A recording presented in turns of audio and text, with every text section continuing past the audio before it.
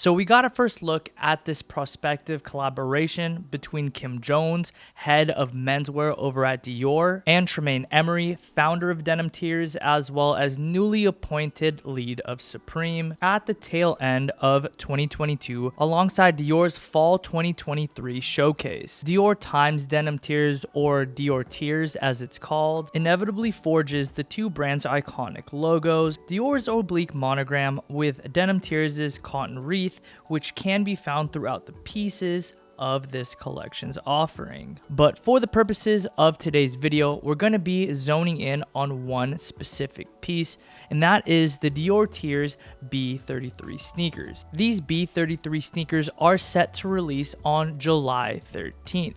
However, if you do have a long-standing relationship with, say, a representative over at Dior, there's a solid chance at you being able to purchase these a little early. This is a major help considering the fact that each colorway is limited to just 475 pairs, which is actually something that I am surprised about. There's so much star power between the collaborators of this specific sneaker. Making double or triple the amount of sneakers that they made of each color would have probably resulted in a sellout. So it being so low in inventory makes me believe that there's gonna be a few more colorways down the pipeline. Anyways, I digress. 475 pairs. All of the 475 are individually numbered. Now, there is a number ending in 450, which is why I do believe my pair is number 450 of the 475. And also coming with this sneaker, I'll touch on more on it in just a little bit, but at the top of the shoe, you can actually scan the NFC chip that's inside the sneaker, which does give you everything relating to the sneaker's details, where it was made, what it's comprised of, when it was made, and the fact that it is an authentic product with a very specific encrypted ID number. I thought that was a really nice touch to add to the sneakers. What I also thought was a really nice touch is this presentation. It's just outstanding, but not just in the form of the design out front, but in addition to that, this shoe box is comprised of a really nice hairy felt-like material. Truly, it's unlike any other box I've ever been a part of unboxing before, which translates to me that there was no stone unturned with regard to producing this shoe. The details don't stop there because the sneakers themselves are just outstanding. The Dior Tears feature a new brush knit mohair material with an ultra soft to the touch and layered pop of colors. The shoe is enhanced with equally soft brown inserts, which do change color when you run your finger through them. The quality is insane. With that, you've got a highly distinguishable tongue that is padded and reveals the Dior Tears signature in a chain stitch finish. Going through the matte brown finish brass eyelets, you've got these beautiful mustardy orange fat laces that is comprised of that same hairy mohair material. I found this to be just a really nice touch, giving the sneaker a little bit more dimension and an additional pop of color. Working our way to the inside of the sneaker, you've got a collar that is padded for additional support as well as comfort, and it is lined with a super soft buttery leather lining, which is something I definitely appreciate. Like I said, it doesn't feel like they pulled any stops with regard to producing this sneaker, and that extends all the way through to the midsole and outsole. The midsole outsole is comprised of a really dense, nice, high quality rubber that feels like it's gonna last a very, very long time. It is finished in an off, almost eggshell white, which I think is a really nice touch, very complimentary to the rest of the shoe. And of course, you've got the Dior monogram, which is super subtle as it is tonal on the toe box as well as on the heel. Also on the heel is a contrasting Dior logo hit, which does read Dior 30 Avenue Montagne. I'm not sure how to say that, but you guys can type it out phonetically for me because Italian is not my first, second, or third language. As I mentioned, the sneakers do release on July 13th, only 475 of them, and they do come with that NFC chip, which does let you know that they can be digitally authenticated as an extra precautionary measure.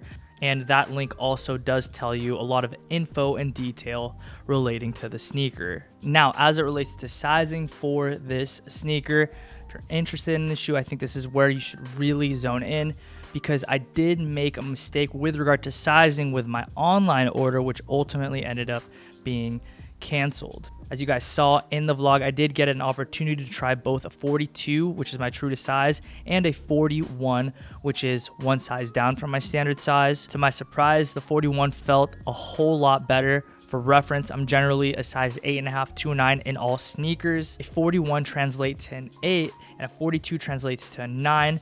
And between the 41 and 42, the 41 was by far my preferential choice when it came to sizing. But with that, overall, I'm quite satisfied with this purchase. The sneakers to me are so clean. I love the silhouette. I love the materials that they use for this shoe. It really does feel like attention to detail was really meticulous.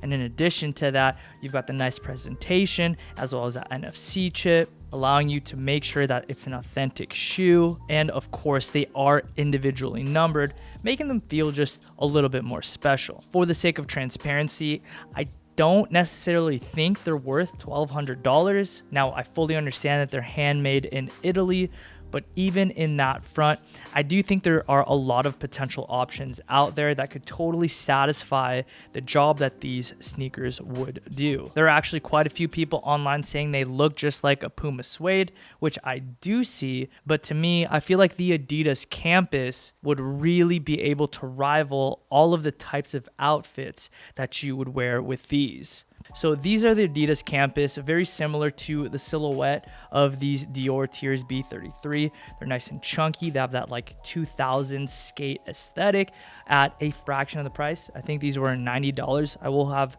them linked below for your viewing pleasure, but a very clean sneaker overall. And I really could interchange these shoes. They do the same job. The suede on here is really nice. So if you're looking for an alternative to what these could do in your wardrobe, look no further than these. I think these would do just as good a job. But with that, like I said, I am very happy and thankful to have these in my wardrobe. I think they're so sick. I love the extended midsole. I love how it kind of wraps over the upper of the shoe. It's just the little details like that that really make me happy. You've got the very subtle monogram to it. I think with this collab, it's much more tastefully done than the standard B33s because those have the monogram really loud. Here it's a bit more subtle. As I mentioned, it is tonal on the toe as well as on the heel, and then you've just got the little bit of branding on the tongue, which is in that chain stitch finish. And yeah, just overall such a tastefully put together sneaker. It's loud but not too loud. It's designer but it's not ostentatious looking. Just like a casual looking shoe that can be worn in a casual way. Very fire sneaker. But you guys let me know what you guys think down below. If you guys did enjoy today's video, please communicate that to me by liking today's video and subscribing to the channel with notifications on. We're about to hit the 100,000 subscribers, which is just lunacy to me. Guys, thank you so much. I say it time and time again. I'm gonna keep saying it. It really is such a privilege to get to serve you through making content, and I'll always do my best to put my best foot forward to design great clothes for you guys as well as provide good content. But that's gonna do it for today's video. I'll catch you in the next upload. Peace and be blessed.